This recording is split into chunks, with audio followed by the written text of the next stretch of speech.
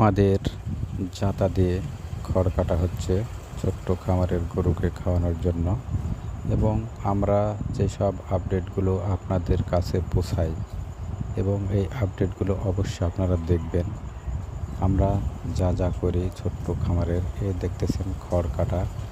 এই খড়গুলো কেটে আমরা ছোট্ট খামারের গরুকে খাওয়াবো এবং যা যা খাওয়াচ্ছি সেসব দেখাবো। এই যে দেখতেছেন ঘাস কেটে নিয়ে আসছি। এগুলো কিন্তু জমির আগাছা কেটে নিয়ে এসে গরুকে খাওয়াতে হবে।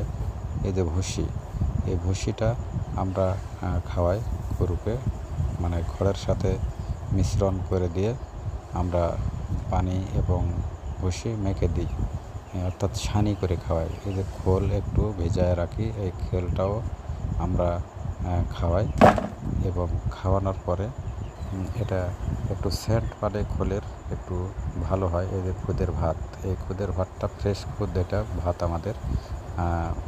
এই যে গরু দেখতেছেন, গরুগুলো খাবার দেব এবং এই গরুর খাবারগুলো দেখতেছেন।